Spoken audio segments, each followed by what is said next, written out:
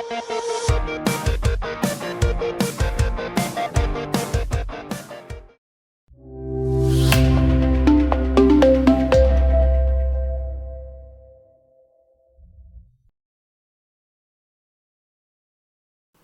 morning, everyone. I will start my stopwatch, but that doesn't mean I'm going to end on time. But I thank God for this chance to speak to you and to share what God has been speaking to me. I have to. Good morning आप सभी को, और मैं धन्यवाद करना चाहता हूं परमेश्वर का कि उसने मुझे मौका दिया कि मैं वचन को आपके बीच में लेके आ सकूं। I have to admit that when I started preparing for this, I did not know that the passage for today would end at 1 Corinthians 13. और जब मैंने इसके लिए तैयारी करनी शुरू करी तो मैं नहीं समझता था या मैं नहीं जानता था कि इसका अंत जो है वो पहला कुरिन्थियों 13 पे जाके होगा। But it seems that God, the truths of the Bible are the simple truths. परंतु जो वचन के सत्य हैं वो बड़े साधारण सत्य हैं। And I was looking for some great revelation from God as I was preparing. और जब मैं इसकी तैयारी कर रहा था तो मैं सोच रहा था कि परमेश्वर की ओर से कुछ महान प्रकाशन मेरे को मिलेगा। But it ended in love. परंतु वो प्रेम पे जाके अंत हुआ। So it seems that the truths are simple. तो ऐसा लगता है कि जो सत्य है वचन के वो बड़े साधारण हैं। Or God is telling me, first you get this right, then I will tell you more. और या फिर परमेश्वर मुझे बताना चाहते हैं पहले इसको समझ जाओ फिर मैं तुमको और बताऊंगा। Okay, so we have been looking at the great men and women of the Bible. तो जैसा कि आप सभी लोग जानते हैं पिछले कई हफ्तों से हम लोग परमेश्वर के महान पुरुष और स्त्रियों के बारे में अध्ययन कर रहे हैं। And looking at from the book of Judges. और खास तौर से न्यायियों की पुस्तक में से। And one view, and today we're going to look at Jephthah. और आज हम लोग यिफ्ता के ऊपर अध्ययन करेंगे। One view is that there are 15 judges were 15 judges of Israel. और एक सोच ये है कि इज़राइल के 15 न्यायाधीश हुए From Moses to Samuel. मूसा से लेकर शमूएल तक। And there are 12 that are mentioned in the book of Judges. और इनमें से 12 ऐसे हैं जिनका कि न्यायियों की पुस्तक में वर्णन आता है। Now Jephthah is not a well-known judge. तो यिफ्ता जो है जो बहुत ज़्यादा मशहूर न्यायी नहीं रहा है। Certainly not like Moses or Samson or Gideon whom we discussed last week. और यिफ्ता इतना मशहूर नहीं रहा है मूसा की तरह या शमशोन की तरह या गिदोन की तरह जिनके बारे में हमने पिछले हफ्तों में अध्ययन किया। In fact, when I was assigned this topic, I had to go and read Jephthah to remind myself who he was. तो मेरे को जब ये मिला कि विषय मिला कि इसके ऊपर आपको प्रचार करना है तो मुझे खुद इसके बारे में पढ़ना पड़ा कि ये व्यक्ति है कौन।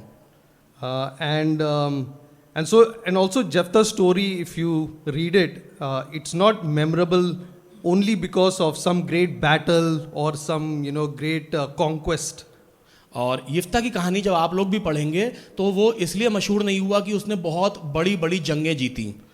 But it's also memorable because of a great blunder that he made. परंतु यिफ्ता इसलिए यादगार हो गया कि एक बहुत बड़ी भूल जो उसने करी थी जिसकी वजह से वो यादगार बन गया। So let us look at the story of Jephthah quickly. तो आइए हम लोग जल्दी से यिफ्ता की कहानी के बारे में समझेंगे। Jephthah was from Gilead.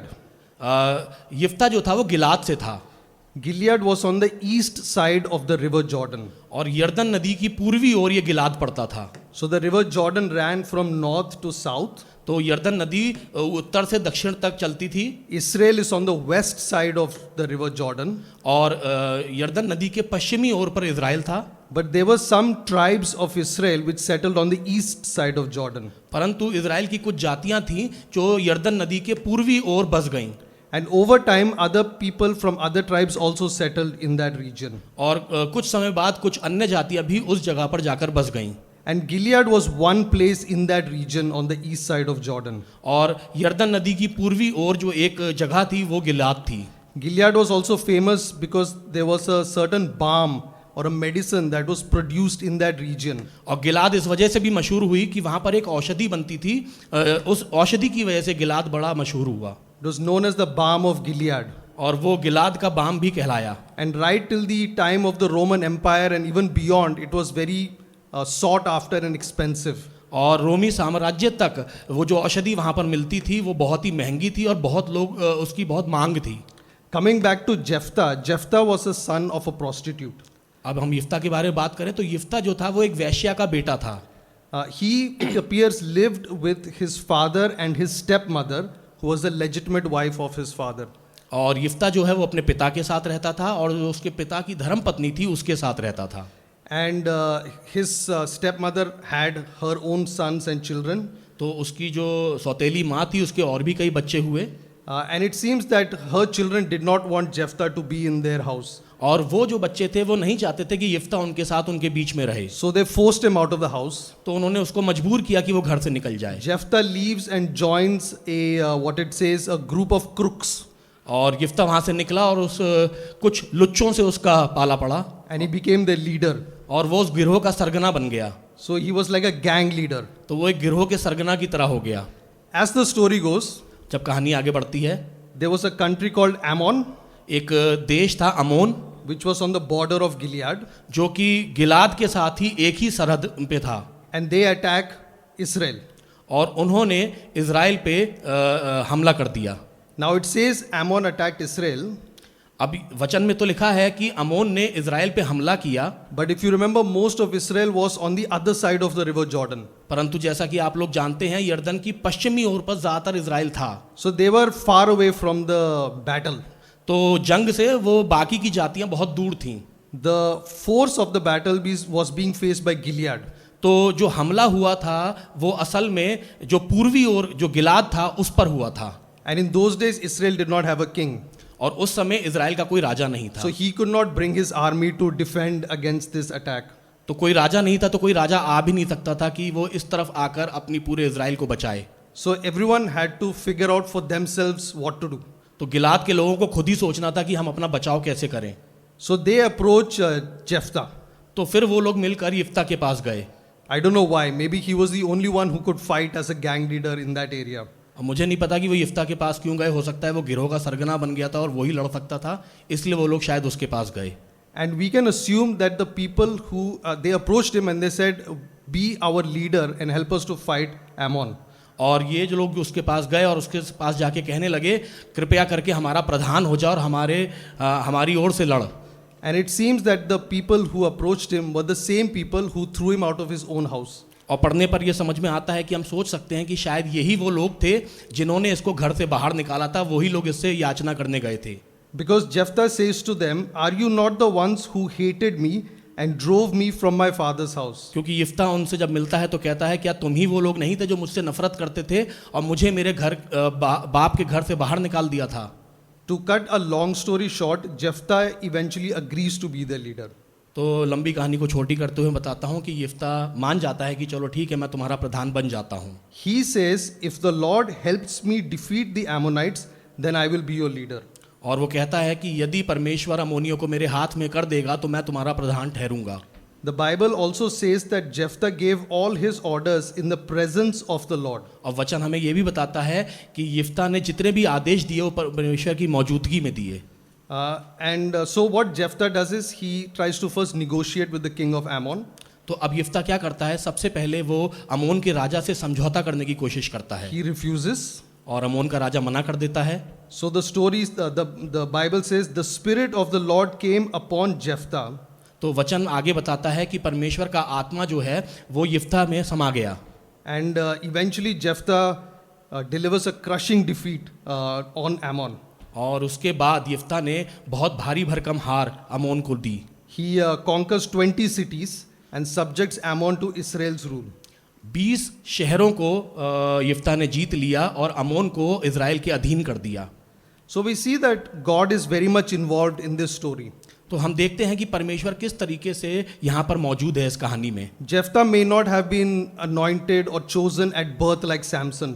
और यिफ्ता जो है वो ऐसा अभिषेक नहीं हुआ या उसको पैदाइश के समय ऐसा नहीं था कि उसकी कोई अभिषेक हुआ था शमशोन की तरह, Or called directly as Gideon. या फिर गिदोन की तरह उसको परमेश्वर ने बात करी थी। But we see that God is very much involved in as we read this passage. परंतु जब हम इस कहानी को पढ़ते हैं तो हमें यहाँ पर परमेश्वर की मौजूदगी दिखाई देती है। So it's very interesting that Jephthah then makes a tragic blunder. और इसके बाद हम पढ़ते हैं कि किस तरीके से एक बहुत भारी भरकम भूल यिफ्ता के द्वारा होती है। Before going to war with Ammon, अमोन से युद्ध में जाने से पहले he made a vow to God, उसने परमेश्वर के सामने एक प्रतिज्ञा करी, saying, "If you deliver the Ammonites into my power, I will offer in sacrifice whoever comes out of the doors of my house to meet me when I return." और उसने एक प्रतिज्ञा क्या करी, परमेश्वर से उसने कहा कि यदि तू अमोन को मेरे हाथों में कर देगा तो जब मैं लौटूंगा और मेरे घर के द्वार से जो सबसे पहले आएगा उसको मैं तेरे सम्मुख होम बलि करके चढ़ाऊंगा। I don't know what Jephthah was thinking when he made this promise. और मुझे नहीं पता कि यिफ्ता उस समय क्या सोच रहा था जब उसने ऐसी प्रतिज्ञा यहोवा के सामने करी। Nowhere is it mentioned that God required Jephthah to make such a promise. और कहीं पर भी वचन में ये नहीं लिखा है कि परमेश्वर चाहता था कि यिफ्ता इस तरीके की कोई प्रतिज्ञा करे। But when it was God who was calling him to deliver him this great victory, और परमेश्वर जो है वो उसको बुला रहे थे कि वो इस जीत को हासिल करे। somewhere Jephthah thought that he had to contribute something to God. तो परमेश्वर ने जब बुलाया तो यिफ्ता को भी शायद लगा होगा कि मैं भी परमेश्वर के सम्मुख कुछ अर्पित करूं। Somewhere along the way, Jephthah lost faith in his calling. और कई बार अपने बुलाहट के लिए जो उसका विश्वास था वो शायद वो भूल गया था। And he thought he had to make a deal with God. और उसको लगा कि मुझे परमेश्वर के साथ कोई समझौता करना चाहिए। And it leads to tragic consequences. और इसके बाद बड़े गलत परिस्थितियां उत्पन्न हुई। When Jephthah returned after defeating the Ammonites, जब अमोनियों को हराने के बाद यिफ्ता लौटा, who should come out of his house but his only daughter? तो कौन निकला उस द्वार से बाहर? उसकी इकलौती पुत्री। She came out dancing and playing the tambourine to greet her father. और वो नाचते हुए और डफ बजाते हुए अपने पिता से भेंट करने के लिए आई। Jephthah was heartbroken. यिफ्ता का दिल टूट गया। He says, "My daughter, you have brought calamity upon me." और वो कहता है, हाय मेरी पुत्री, तू मेरे ऊपर क्या संकट लेके आ गई है? Who brought the calamity? Jephthah or his daughter? तो यिफ्ता के ऊपर संकट कौन लेके आया, यिफ्ता की पुत्री या खुद यिफ्ता? Blaming others for our mistakes is as old as Adam and Eve. अपनी गलतियों का ठीकरा दूसरों पर फोड़ना ये उतना ही पुराना है जितने पुराने आदम और हव्वा। But Jephthah's daughter is far more mature than her father. परंतु हम देखते हैं आगे जब वचन पढ़ते हैं कि यिफ्ता की पुत्री यिफ्ता से कहीं अधिक समझदार और परिपक्व है। She says, "You have promised God, so let it be done as you have promised." और वो अपने पिता से कहती है कि जैसी प्रतिज्ञा तूने परमेश्वर के सामने करी है वैसा ही हो। Give me 2 months to spend with my friends, and then after that you can do what you promised. और वो कहती है कि मुझे 2 महीने दे अपनी सहेलियों के साथ, अपने दोस्तों के साथ बिताने के लिए, और उसके बाद जो तूने प्रतिज्ञा करी है वैसा ही कर। And that is what happens. और वो ही होता है। There is more of Jephthah's story in the following chapter, but we will not look at that today. यिप्ता की कहानियां आगे के अध्याय में भी हैं, परंतु आज हम उस पर ध्यान केंद्रित नहीं करेंगे। But we see in this a great man of God. परंतु इसमें हम क्या देखते हैं? परमेश्वर के महान पुरुष। He is counted as one of the judges. और वो एक न्यायी गिना गया। In fact, scholars divide judges into the major judges and the minor judges. और कुछ लोगों ने न्यायियों को भी 2 हिस्सों में बांटा है, बड़े न्यायी या छोटे न्यायी। And Jephthah was among the major judges. और यिफ्ता जो है ये बड़े न्यायियों में आता है। He is also mentioned in Hebrews chapter 11 as one of the titans of faith. और इब्रानियों 11 में जहाँ पर विश्वास की बात होती है वहाँ पर भी हम यिप्ता के नाम का वर्णन पाते हैं। But he was deeply, deeply flawed. परंतु उसमें बहुत बहुत खामियां थीं। And that is the point of this story. और यही इस कहानी का मुख्य बिंदु है। That every great man or great woman of God is deeply flawed. और यही कहानी का मुख्य बिंदु है कि परमेश्वर के जितने भी महान लोग हुए हैं सब में बहुत कमियां थीं। The patriarchs of Israel, Abraham, Isaac, Jacob, were flawed. अगर हम पितरों की बात करें इजराइल के, अब्राहम, इसहाक और याकूब, सब में कमियां थीं। The 12 sons of Jacob were extremely flawed. और याकूब के 12 पुत्र, उनके अंदर बहुत खामियां थीं। The judges of Israel who followed the patriarchs were flawed. और पितरों के बाद जो न्यायी आए उनमें सब में बहुत खामियां थीं। The kings who followed the judges, even the greatest king David was flawed. और न्यायियों के बाद जब राजा आए तो सभी राजाओं में बहुत खामियां थी, खास तौर से राजा Dawood. The disciples who walked with God were flawed. और परमेश्वर के प्रभु यीशु मसीह के चेले जो उसके साथ उठते बैठते और चलते फिरते थे उनमें बहुत कमियां थीं। The same disciples Jesus said would judge the world. और यही वही चेले जिनको परमेश्वर ने कहा था कि तुम दुनिया का न्याय करोगे। Our modern Christian heroes from William Booth to William Carey are flawed. आधुनिक Were flawed. आधुनिक समय में जो हमारे मसीही नायक हैं, विलियम केरी हों चाहे विलियम बूथ हों, सब में खामियां हैं। I am full of flaws. मैं खामियों का पुतला हूँ। Ask my wife. नहीं पता तो मेरी पत्नी से पूछ लीजिए। As church leaders, we are flawed. कलीसिया के अगुए होने के नाते हम लोग में बहुत कमियां हैं। As Christians, we are flawed. एक मसीही होने के नाते हम में बहुत खामियां हैं। So the point of the story is तो कहानी से सीख क्या मिलती है? there are no great men of God. परमेश्वर के कोई महान लोग नहीं होते हैं। There are only ordinary men and women of a great God. सब साधारण लोग होते हैं जो कि एक महान परमेश्वर की सेवकाई में हैं। As previous speakers have said, the entire Old Testament is like a prequel to the New Testament. और जैसा कि पिछले हफ्तों में अन्य वक्ताओं ने भी हमको ये बात बताई है कि पुराना नियम जो है वो नए नियम की प्रतिबिंब है। All the stories of the Old Testament point to what eventually happens in the New Testament. और पुराने नियम में जो भी कहानियां लिखी गई हैं सब एक ही ओर इशारा कर रही हैं जो कि नए नियम में जाके पूरा होता The है। coming of Jesus and God's great plan to redeem us to Him. प्रभु यीशु मसीह का आगमन और परमेश्वर की वो योजना जिसके द्वारा वो हम सबको छुटकारा देंगे। We admire these heroes not for who they were, but what God did in them and through them. और हम इन नायकों की सराहना इसलिए नहीं करते कि वो क्या थे, परंतु इसलिए कि उनके द्वारा परमेश्वर ने कितने महान चीजें करी। Yes, they had many extraordinary abilities. हाँ, उनके अंदर बहुत से हुनर थे, They showed great faith. वो विश्वासी थे, But the real hero of their stories was always God. परंतु उन सभी कहानियों का मुख्य नायक परमेश्वर ही था।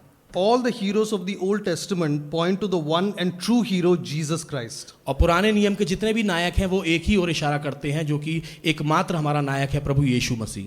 There is a view that says that they displayed a type of Christ. और एक सोच ये कहती है कि वो सभी पुराने नियम के नायक जो हैं वो प्रभु यीशु मसीह का एक तरीके से प्रकार थे। We see Joseph.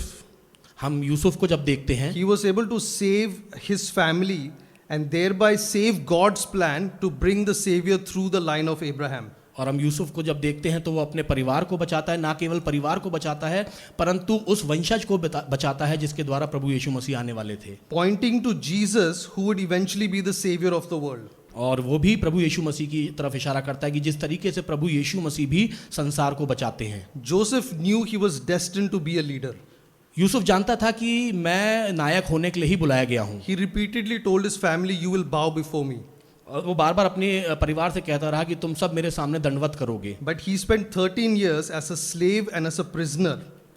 परंतु अपनी जिंदगी के 13 साल उसने गुलाम रह के और बंदी गृह में बंदी बन के बिताए। And then when he was brought before Pharaoh, he said, "I cannot do it, but God can." परंतु अंत में जब वो फिरौन के सामने आया तो वो इस बात को मानता है कि मेरे द्वारा नहीं परंतु परमेश्वर के द्वारा ये सब Joseph हुआ। was chosen, but had to be humbled before he could be used by God. Yusuf को परमेश्वर ने चुनाव किया था परंतु उससे पहले कि परमेश्वर उसको उपयोग करते परमेश्वर ने उसको नम्र किया। We see Moses.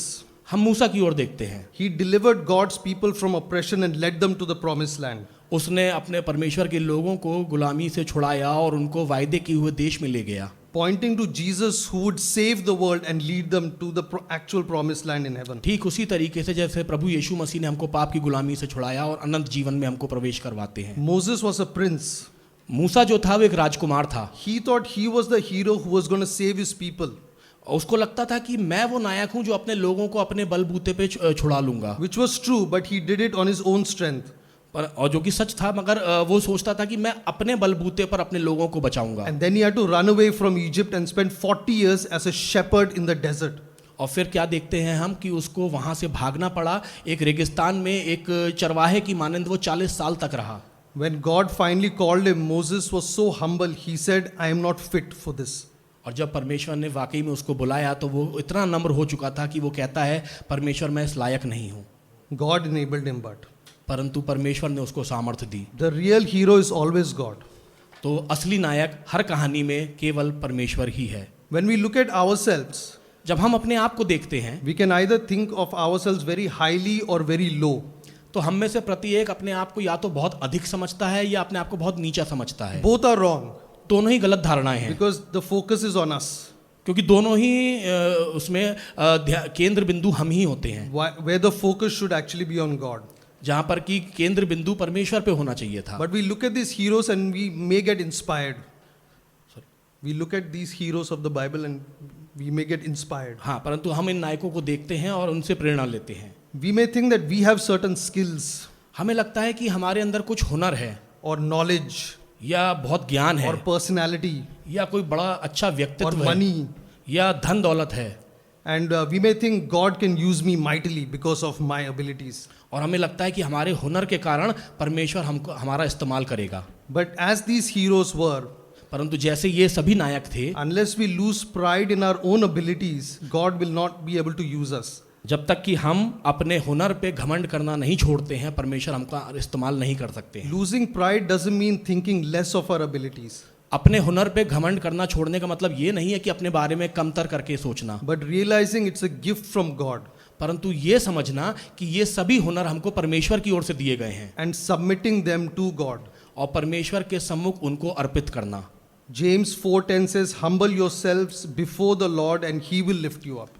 याकूब 4:10 कहता है, प्रभु के सामने दीन बनो तो वह तुम्हें शिरोमणि बनवाएगा। There is a person called John Lennox.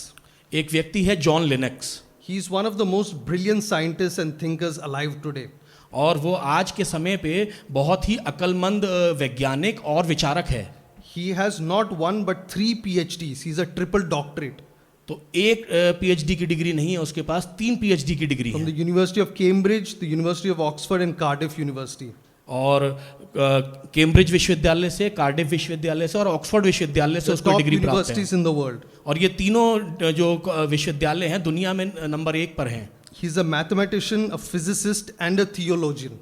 और वो एक गणितज्ञ है, एक भौतिक वैज्ञानिक है और एक धर्मशास्त्री भी हम उसको कह सकते हैं। He's written 20 books, 70 scientific papers, and speaks 5 languages. और उसने 20 से ऊपर किताबें लिखी हैं और उसके कई शोध के कागज हैं और उसने 5 भाषाओं को वो जानता है। He is famous as one who debates with other scholars to defend Christianity. और वो इस बात के लिए भी मशहूर है कि किस तरीके से वो लोगों के साथ वाद विवाद में उतरता है और मसीही धर्म का पक्ष रखता है। A highly intelligent person and a devoted Christian. और बहुत ही अक्लमंद व्यक्ति है और एक समर्पित मसीही है। He says that he once met a man who spent 7 years in a Russian prison. और वो बताता है कि एक बार उसको एक ऐसा व्यक्ति मिला जिसने रूस की जेल में 7 साल बिताए थे। That man was put in prison because of his faith. और वो व्यक्ति जो है वो जेल में इसीलिए डाला गया था अपने विश्वास के कारण। And that man asked John Lennox that would you have been able to spend 7 years in a prison like I did? और वो व्यक्ति जॉन लेनेक्स से पूछता है कि क्या तुम वो 7 साल उस रूसी जेल में बिता सकते थे जैसे मैंने बिताए। And John Lennox realizes of all his great Christian credentials and qualities, he would not be able to do that. और अपने सभी हुनरों को देखते हुए मद्देनजर रखते हुए जब जॉन लेनेक्स ने सोचा और सुना ये सवाल तो वो अचंभित हुआ और उसने कहा कि मैं नहीं बिता सकता था। And he was ashamed to admit it. और वो बहुत शर्मिंदा हुआ कि हाँ मैं नहीं बिता सकता था। But this man smiles at John Lennox. और ये व्यक्ति जो है वो जॉन लेनेक्स को देखकर मुस्कुराता है। And he says, nor could I spend 7 years. और वो कहता है मैं भी 7 साल नहीं बिता सकता था He's उस saying, जेल I में। am such a man that if I cut myself shaving and I saw my blood, I would faint. और वो कहता है कि मैं तो इस तरीके का मनुष्य रहा हूँ कि अगर दाढ़ी बनाते वक्त जरा सा खून निकल आए उसको देख के मैं बेहोश हो जाऊं। And he says, but I saw the most horrifying things in that prison. परंतु वो कहता है कि उस जेल में मैंने बहुत सी खतरनाक चीज़ों का सामना किया। It was God who enabled me. वो परमेश्वर थे जिन्होंने मुझे वहां पर सामर्थ्य And the. it is God who would enable you if you had to face such a situation. और वो परमेश्वर ही होंगे जो आपको भी वो सामर्थ्य देंगे जब कभी आपकी जिंदगी में परिस्थिति आएंगी। Not तो our qualities, हमारी वजह से नहीं, हमारे but God. परंतु परमेश्वर की वजह से। So how should we live then? तो हमें अपने जिंदगी को कैसे बिताना चाहिए? These heroes did nothing but allow God to work through them. और इन व्यक्तियों ने कोई बड़े कार्य नहीं करे परंतु परमेश्वर को अपनी जिंदगी में कार्य करने दिया। The heroes of the Old Testament पुराने नियम के जो नायक हैं were pointing towards the Christ who was still to come. वो उस मसीही की ओर इशारा कर रहे थे जो कि आने वाले थे। We point to a Christ who has already come. हम लोगों को कैसे जीवन बिताना है, हमको उस मसीह की ओर इशारा करना है हमारे जीवनों के द्वारा जो आ चुके हैं। Our Lord Jesus Christ is the true and eternal hero. हमारे प्रभु यीशु मसीह ही एकमात्र और अनंत नायक हैं। Once and for all, he defeated sin, evil, death, and has won the victory. और एक ही बार में उन्होंने पाप को हराया, मृत्यु को हराया और सभी विजय को प्राप्त किया। Unlike in the Old Testament, पुराने नियम से उलट we are not called to fight violent battles, defeat giants, or deliver people across seas. तो पुराने नियम के उलट हम लोगों को इसलिए नहीं बुलाया गया है कि हम हथियारबद्ध लड़ाइयाँ लड़ें या दानवों को हराएं या एक फौज ले जाएं और उसको समुद्र पार करवाएं, But we are called to reflect Jesus Christ. परंतु हम लोगों का चुनाव इसलिए हुआ, हमको इसलिए बुलाया गया है ताकि हमारे जीवनों के द्वारा प्रभु यीशु मसीह को हम प्रदर्शित कर सकें। This is our act of heroism. और ये होगा हमारा नायक बनने का कारण। So, what does a Christian look like today? A Christian hero. तो आज के समय में एक मसीही नायक कैसा दिखाई देता है? When Jesus was on earth, जब some thought that he would become an actual king. जब प्रभु यीशु मसीह इस पृथ्वी पर थे तो कई लोगों का ये मानना था कि प्रभु यीशु मसीह जो है वो राजा बन जाएंगे। They thought he would lead a revolution, create an army, and defeat the Roman Empire. और बहुत से लोग ये सोचते थे कि वो एक क्रांति लाएंगे, रोमी साम्राज्य को हराएंगे, एक फौज बनाएंगे। Many were they were almost going to force him to become king. और कई लोग उनको मजबूर कर रहे थे कि वो राजा बन जाएं। But what was he doing? परंतु वो कर क्या रहे थे? He was washing feet. वो लोगों के पैर धो रहे थे, He was laughing with children. बच्चों के साथ हंस रहे थे, He was crying with grieving sisters. बहनों के साथ वो रो रहे थे, He was sitting with prostitutes. वैश्याओं के साथ बैठ रहे थे, He was touching lepers. कोड़ियों को छू रहे थे। He allowed himself to be slapped, beaten, spat on, and eventually killed. और ये सब अपने साथ होने दिया कि उनको वे लोग हंसे, उनको मारें, पीटें, उन पे थूकें और अंततः उनको मार डालें। He said, I have not come to be served but to serve. और प्रभु यीशु मसीह कहते हैं मनुष्य का पुत्र सेवा करवाने नहीं परंतु सेवा करने आया है। So what is the mark of a Christian hero who is reflecting Christ? तो एक मसीही नायक में क्या चिन्ह है जो प्रभु यीशु मसीह को प्रदर्शित करता है? I would submit it's love. और मैं कहूँगा वो है प्रेम। And as we saw in the passage that was read, और जैसा कि हमने उस अध्याय में जो कि पढ़ा गया देखा, and Paul is talking about the great characteristics of a great Christian. और पौलुस यहाँ पर महान मसीही के कुछ चिन्ह बता रहा है। He's talking about someone who can speak in the language of the Holy Spirit in tongues. वो बता रहा है कि कैसे कुछ तरीके से लोग विभिन्न भाषाओं में बोलते हैं। And if we see such a person, we'll think surely this person is filled with the Holy Spirit. और जब हमें ऐसा कोई व्यक्ति मिलता है तो हम कहते हैं अरे ये तो पवित्र आत्मा से परिपूर्ण है। He's talking of someone who is filled with prophetic knowledge and knowledge about mysteries of God. और हमें कुछ ऐसे भी लोग मिलते हैं, वो उन लोगों की बात भी कर रहा है जो भविष्यवाणियां करते हैं और परमेश्वर के भेदों को जानते हैं। And we would see such a person and think, wow, this person is a true hero of the Christian faith. और जब हमें ऐसा व्यक्ति मिलेगा तो हम कहेंगे अरे वाह यही है असली मसीह नायक। He's talking about someone like Jesus said, had faith enough to look at a mountain and say, throw yourself in the sea, and the mountain did it. वो ऐसे लोगों की बात कर रहा है जिनके अंदर इतना विश्वास है, जैसा प्रभु यीशु मसीह ने कहा था कि पहाड़ से कहो कि समुद्र में जा गिरो और वो समुद्र जा गिरेगा। And we would think, wow, that person truly is a man of faith, a hero of faith. तो हम ऐसे व्यक्ति को यदि हम अपने जीवनों में देखेंगे तो हम कहेंगे हाँ यही है असली मसीह नायक। He's talking about a person who is completely sold to serving others, but so that they could boast about their service. हमें ऐसे भी पौलुस ऐसे लोगों की बात भी करता है जिन्होंने अपना सब कुछ बेच दिया है कि दूसरों की सेवा कर सकें। But Paul says, if any of these don't have love, they have nothing. परंतु पौलुस इन सभी के बारे में कहता है यदि इन सभी मनुष्य के अंदर प्रेम नहीं है तो कुछ भी नहीं है। So what does a Christian hero look like? तो आज के दिन में एक मसीही नायक कैसा दिखाई देता है? The one with love. जिसके अंदर प्रेम है। What is this love? ये प्रेम क्या है? How would you know someone has love? आपको कैसे पता चलेगा किसी व्यक्ति के जीवन में प्रेम है कि नहीं है? And in the same passage it says all these points. और उसी अध्याय में आपको ये सभी बिंदु देखने को That मिलेंगे। love is patient, love is kind. प्रेम जो है वो धैर्यवान है, प्रेम दयालु है। Love is humble, it serves others. प्रेम विनम्र है, वो दूसरों की सेवा करता है। It lifts others up, doesn't put anybody down. दूसरों को हौसला बढ़ाता है, किसी का हौसला गिराता नहीं है। It forgives, it doesn't remember the wrongs of someone. वो माफ करता है और दूसरों की गलतियां याद नहीं रखता। It doesn't get angry, it always trusts in someone. वो गुस्सा नहीं करता, वो भरोसा करता है। It always hopes. हमेशा उम्मीद रखता है। I think of myself sometimes. मैं कभी कभार अपने बारे में सोचता हूँ And I think, what do people think of me? और मैं सोचता हूँ कि लोग मेरे बारे में क्या सोचते होंगे। Like even in this church, इस कलीसिया में भी do people think I'm a very good guitarist? क्या लोग ये सोचते हैं कि मैं बहुत अच्छा गिटार बजाता I हूँ, dress very well, I speak very well, मैं बहुत अच्छे कपड़े पहनता हूँ, मैं बोलता बड़ा अच्छा I'm हूँ, very punctual to church? मैं चर्च हमेशा आता हूँ, टाइम पे आता हूँ? Or do people say that, Daniel is such a patient person? या लोग ये सोचते हैं कि डैनियल जो है वो बड़ा धैर्यवान व्यक्ति है? I know that there are people who know that I'm not a patient person. मैं जानता हूँ ऐसे बहुत से लोग हैं जो जानते हैं मैं इतना धैर्यवान नहीं हूँ। Do people think that he's kind? क्या लोग सोचते हैं कि बड़ा दयालु है? Do people think that you can try but you will not make him angry? और कुछ या लोग ये सोचते हैं कि आप चाहें तो ट्राई कर सकते हैं परंतु आप इनको गुस्सा नहीं दिला पाएंगे? Do people say that you can disappoint him many times but he will still have hope that you will do it again? Well, कुछ लोग ये भी सोच सकते हैं कि आप इसको कितनी बार भी नाउम्मीद कर दे फिर भी ये अपनी उम्मीद नहीं छोड़ेगा। I am blessed that in this church we do have people like this.